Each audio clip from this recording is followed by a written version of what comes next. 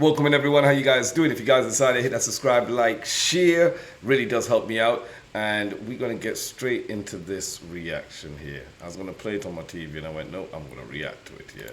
But I wasn't too sure because you don't see the thumbnail had Emma Mariah Carey. And it says the only beef Eminem could not handle. So I'm assuming this is clickbait. It gotta be clickbait. Because it gotta be clickbait. Yeah, let's go. I'm here for this though, so let's see what you say, but What if I told you one of the most vicious and savage diss tracks of all time was not a rap song, but rather a catchy pop song that teenage girls and moms all around the world loved? Now, the diss was aimed at a rapper, Eminem, who is known to destroy anyone who dares to test him on the mic. But it was performed by Mariah Carey, an iconic pop star who has 19 #1 hit songs. You'd think Eminem beefing with a female singer would be a heavily one-sided battle. This isn't a fair fight, right? Wrong. This beef proved to be too much for Marshall Mathers to handle, and today we are going to break down exactly what happened in the he ain't clickbaiting, is he? Like he's dead ass serious. He's trying to say the obsessed tune that Mariah did. Why are you so obsessed with me? Da-na-na-na. I even remember that little piece of it here. Was no way. There is no way, bruh. There is no way. Like M killed her.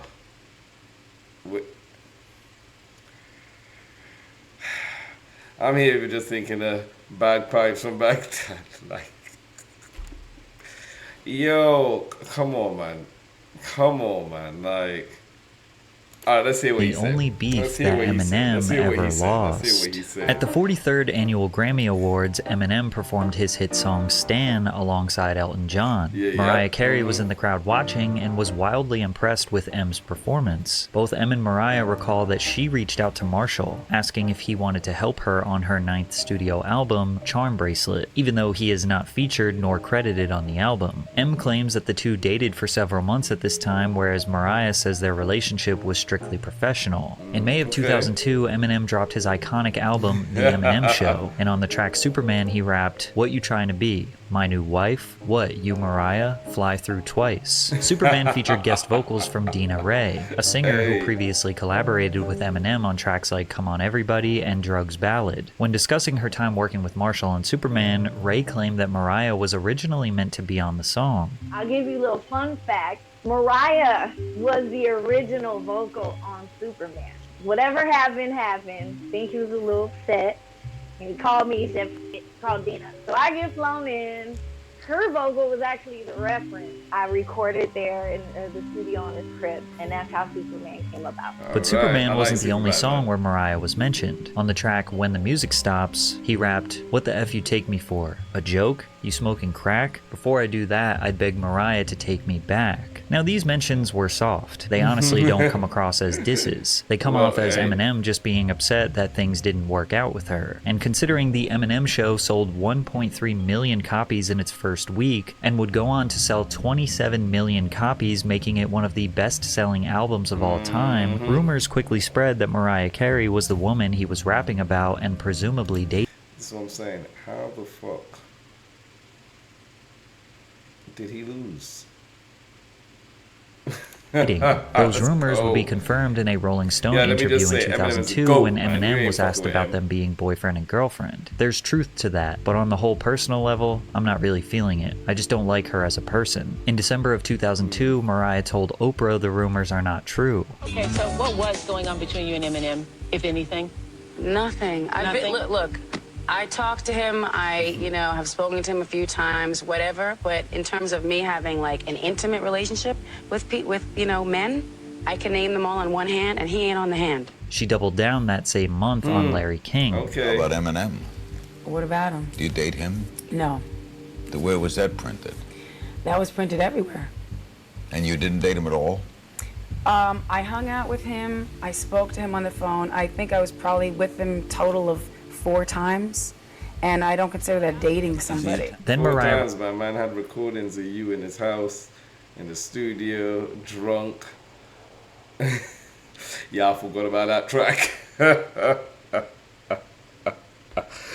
Oh, when she was drunk talking her issue, like... released Charm Bracelet, and fans suspected the song Clown was dedicated to Eminem when she sung, I should have left it at how you doing. I should have left it at I like your music too. I should have never called you back when you pursued me. You should have never intimated we were lovers, when you know very well we never even touched each other. Later in the song, she responded to M's claims on Superman where he said she flew to his house. I gotta break it to you delicately, dummy. Taking my G5 20 minutes wasn't nothing, but I guess you wouldn't know. That's the way I roll. Consequently, now your ego's fully overblown. You don't want the world to know that you're just a puppet show, and the little boy inside often sits at home alone and cries. Remember, Mariah heavily downplayed her involvement with M, saying she simply spoke to him a few times. Flying a private jet to someone just to speak for 20 minutes does seem a little unrealistic, unless you are Taylor Swift, who regularly takes extremely short trips on her private jet. But when you consider that Mariah Carey achieved Taylor Swift level success by 1995, it's safe to assume that she was also taking private jets everywhere she went. Mariah continued to take shots at Eminem. While performing Clown at the United Center in Chicago, Illinois in July 2003, a female dancer came on stage dressed in a blonde wig and wearing Ben Wallace's Detroit Pistons jersey. Since Eminem is from Detroit and has also been seen wearing this exact jersey, it's clear that she was depicting him as the clown on stage. When the song ended, I swear this was her just trying to come across as if she wasn't the loser. Because as far as I knew, Eminem put the nail in her coffin. You know, when she came out obsessed with me, it was kind of just like... giant screen flashed The Marionette Show with the same Eminem Show styled reversed lettering. Mariah grinned, telling the audience, it's all in fun. We're just having a good time with the show up here. Eminem didn't... Let's get this right, man. Let's get this right here. I'm not playing no games. Let me see something here. What was the order of the tracks? Let's see what was the order of these tracks here.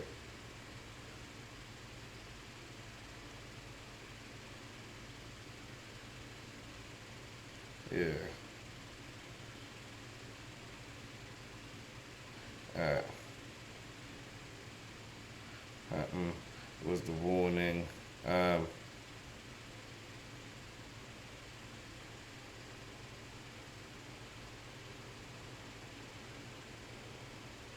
They made, remember the warning, or was there something else before that? Y'all get me down in the comments. Although they got a full timeline here. Except this. Can't remember that Bombs Baghdad. That was when he went at Nick. And that was like, yeah, that was Hiroshima right there. I'm just saying. And that's what started the whole respond, and the beef died out for 2 years. But that's not even close to the end of this feud. But real quick, I want to talk about how I'm always getting annoying spam calls, and I know it's because big companies can't keep our data safe. Over 560 million users' data were put up for sale on the dark web in a recent Ticketmaster hack. The stolen data includes names, addresses, emails, phone numbers, and even credit card data. This leak is going to lead to more spam and, at worst, possible fraud. Ticketmaster said this hack would not have a material impact on our overall business. All these big companies happily collect our data but do nothing to protect it. That's why I use today's sponsor, Aura. Aura alerts me when my data has been part of a data breach or leaked on the dark web. It gives me fast fraud alerts if anyone tries to use that data to access my credit or bank accounts. And it removes my information from data broker websites so I get less spam. I also get features like VPN,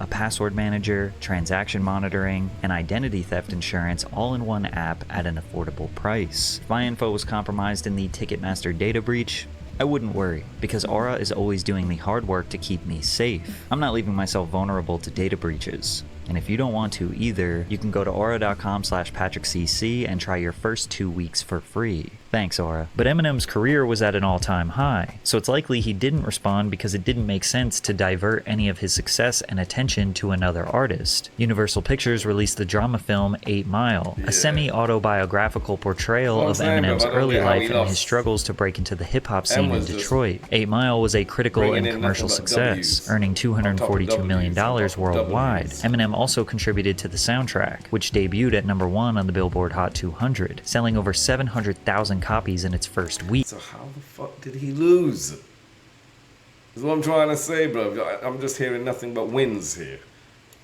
The soundtrack's success can be credited to its lead single, Lose Yourself, which became Eminem's first Billboard Hot 100 #1 single, remaining there for 12 consecutive weeks. Lose Yourself won the Academy Award for Best Original Song, making it the first hip-hop song to receive the award. It also won the Grammy Award for Best Rap Song and Best Rap Solo Performance. Then in 2004, Eminem released his 5th album, Encore. Although it received less favorable reviews from his previous albums, Encore still went #1 on the Billboard 200 and was certified quadruple platinum a month after its release. Eminem was an unstoppable force, and it seemed like he was just going to let his success slap Mariah in the face. But then in 2005, she had the biggest comeback of her career. Mariah released We Belong Together, which had the X factor that was missing from Mariah's catalog in the past few years. Critics praised the song's production, Carey's impressive vocal range, and the emotional depth of the lyrics. We Belong Together broke chart records in the US and became Mariah's 16th Billboard Hot 100 #1 single. Was this after she got with Nick Cannon? Y'all let me know down in the comments. We Belong Together. Was that after she, I think, married or got together with Nick Cannon? Did this come out? She then released The Emancipation of Mimi, which became Carey's highest-selling album in the US since her 1995 album Daydream. The album debuted at #1 on the Billboard 200 with 404,000 copies sold. The Emancipation of Mimi garnered 8 nominations at the 48th Grammy Awards, including for Album of the Year, and she won 3 awards including Best Contemporary R&B Album. Mariah's success bothered Eminem. Even he admitted it, because after 2 years of silence, he randomly started taking shots at Mariah once again. Eminem was on the 3rd edition of the Anger Management Tour in the summer of 2005, where, during one of his performances, he orchestrated 2 minutes of his set. I wouldn't say, but I know, like, I wouldn't say angered. Emma's just petty. But people could think that's like someone is obsessed. No, some people are just petty. You know what I mean? You piss them off and, they take that to the grave, bro. They get back. They get in their get back. 50 Cent is another. You know what I mean? Like to diss Mariah. He changed the lyrics of his song Ass Like That to Mariah Carey, looking so scary, I don't want to see it. Every time I see her video on the TV, she's still annoying. He then plays a snippet of her 2005 hit song We Belong Together before playing alleged private voicemails and detailing stories of their relationship. Who is that? You love me? Yo, that sounds like Mariah Carey. That's me. Get the f*** out of here, man. Don't tell me she's behind one of these doors. Mariah, I told you to stop following me every motherfucking city we go. It's over between. This don't sound like obsessed. This is part of his show. This is him. This is part of his act. You know what I'm saying? Like. Remember you said there was never anything between us? Remember you said on VH1 or MTV or whatever it was that there was never anything between us and you never flew just to my house at 5 o'clock in the morning and passed out on my motherfucking kitchen floor? What are you talking about? You know what the I'm talking about. I know you got a new wife. Not a new wife, it's the same girl I've been with. I'm trying to make shit better at home. I'm trying to get my family back together. You're up right now.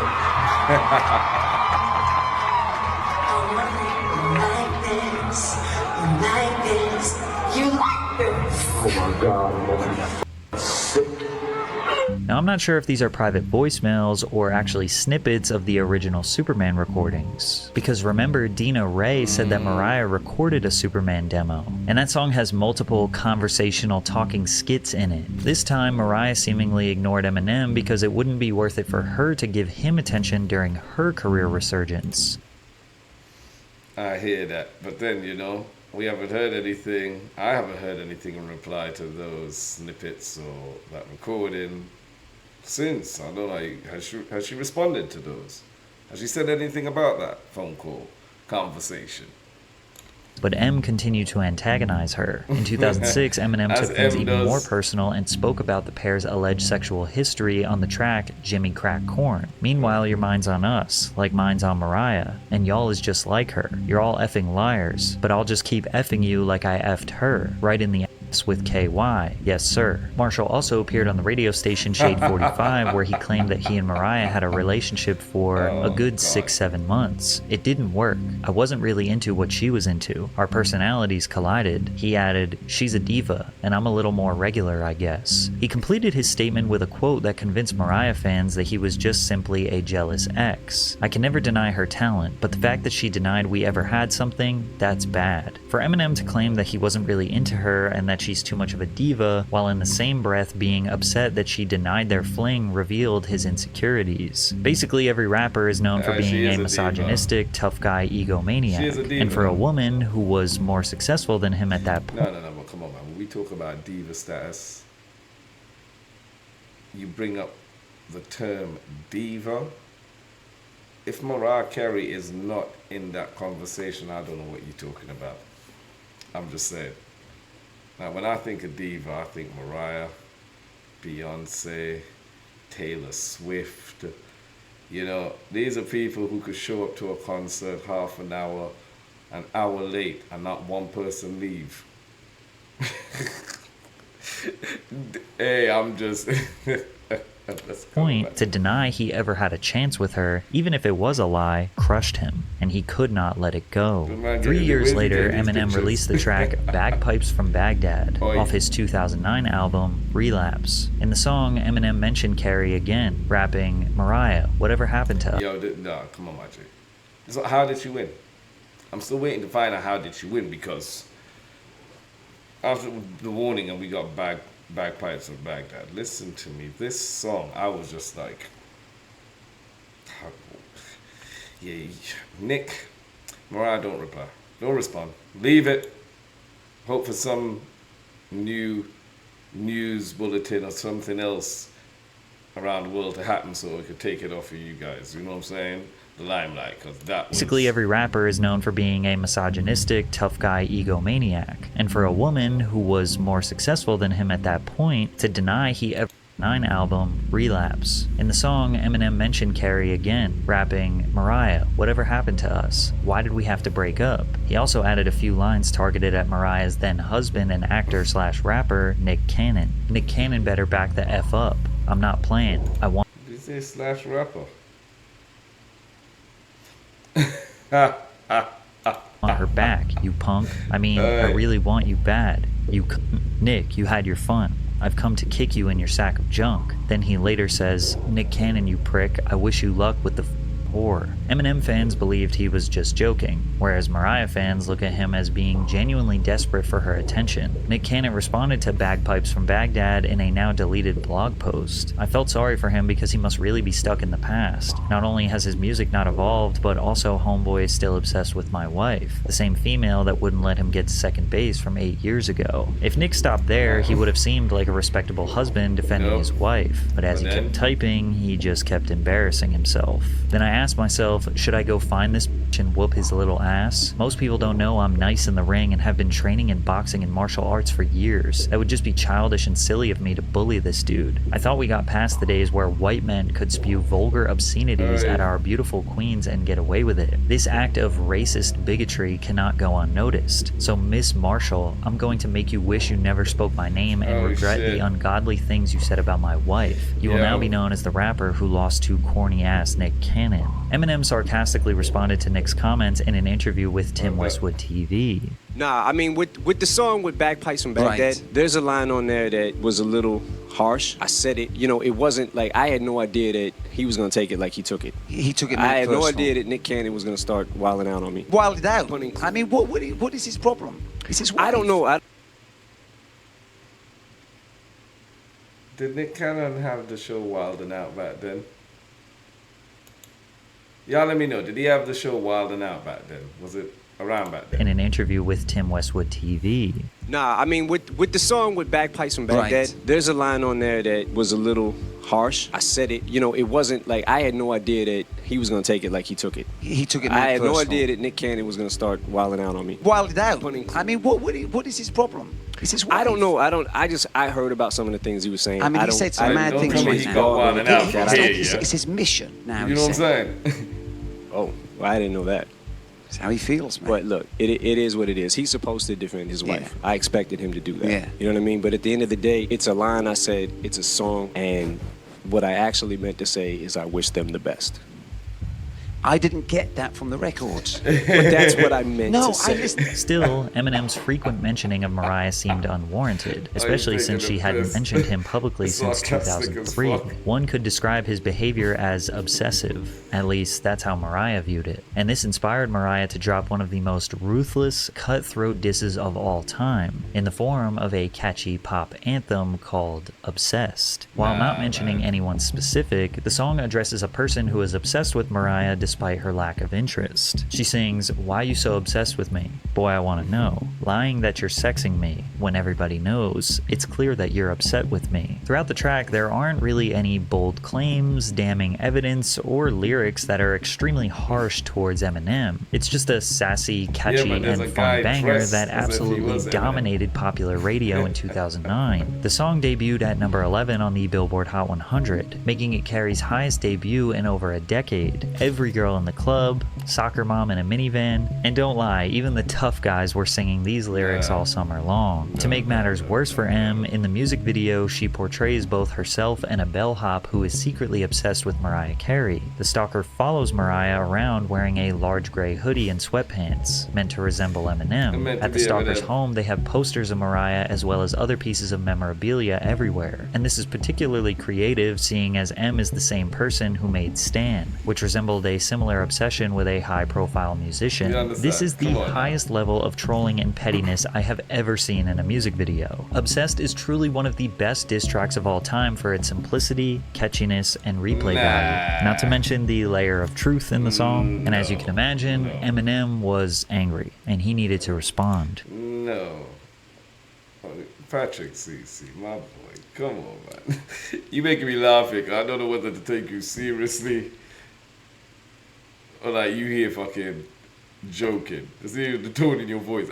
I feel you really clickbaiting me the fuck right here. You're clickbaiting the fuck out of me. Like,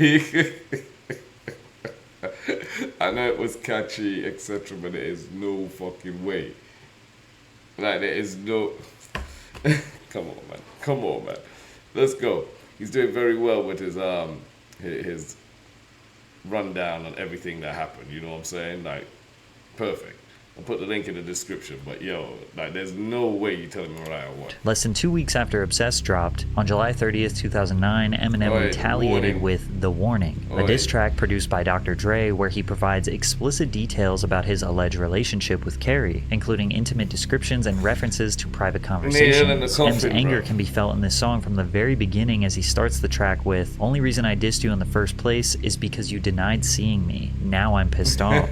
He addressed her record. "OG, is that supposed to be me in the video with the goatee? Wow, Mariah, I didn't expect you to go balls out. Shut the F up before I put all them phone calls out you made at my house when you was wildin' out before Nick. When you was on my and give you something to smile about. How many times you fly to my house, still trying to count." He continues to claim that he and Mariah dated for over 6 months and only had sex once. He tries so hard to prove this point by going into extreme detail about how he was terrible in bed and she was grossed out by him. However, Eminem established in the 8 Mile film that he's willing to make fun of himself to weaken the enemy's attack. He also creatively used Mariah's voicemail recordings in this track to almost make it seem like she helped him diss herself on his record. The Warning is a brutal diss track, and if it were targeted at any other rapper, it would have surely been enough to bury them. But it was aimed at a female pop icon, and nobody expected her to string together some bars for a response, so it kind of seemed like Eminem was just arguing with himself. Nah, not at all.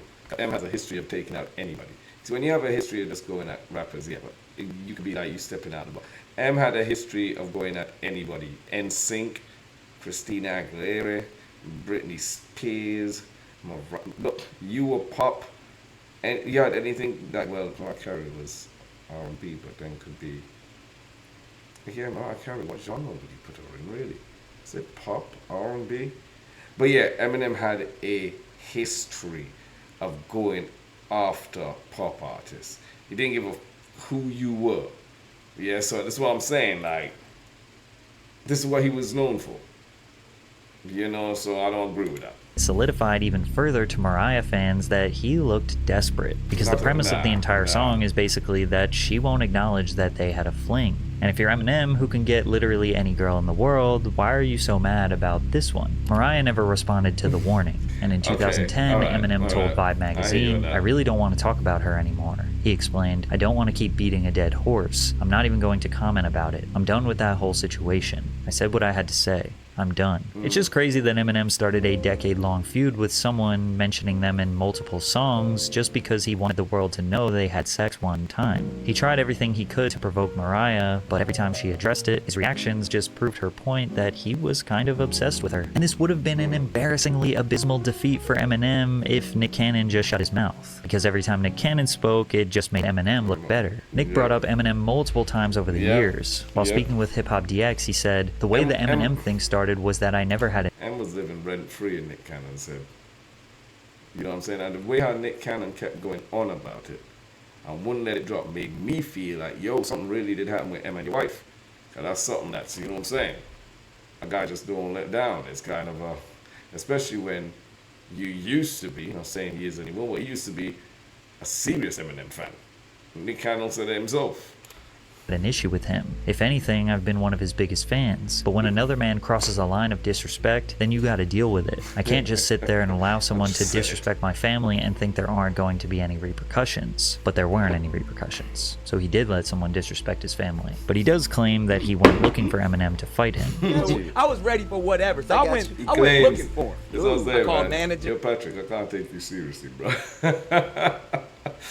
Yo, I said, you quit baby, bro. I was like, look, if you want to get on the phone, like, if I need to come to Detroit, like what is it? Like, cause you done disrespected my wife, and this is my I gotta show my wife I'm a man. But one, it got, you know, he said my name. I'm like, look, I know I ain't gonna be. I said that I know I'm not gonna be able to out rap you, but I will whoop your ass. And those were the exact words. Ooh. A few months after that interview, Fat Joe released Lord Above featuring Eminem. During his verse, he raps, I know me and Mariah didn't end on a high note, but that other dude's whipped. That kitty got him neutered. Tried to tell him this chick's a nut job before he got his jewels clipped. Almost got my caboose kicked. Full quit. You're not gonna do shit. I let her chop my balls off too before I lose to you, Nick. Nick entirely misinterpreted the lyrics because he said in an interview that Eminem admitted that he almost got his ass kicked. With some other stuff about Mariah. He said he admitted that he was gonna get his ass, I was gonna whoop his ass. He admitted that. Almost got my ass kicked. Almost. Oh, so he was talking about you kicking. Who else was gonna kick his ass? No, he didn't. Eminem very clearly said, almost got my caboose kicked, full quit, you not gonna do shit.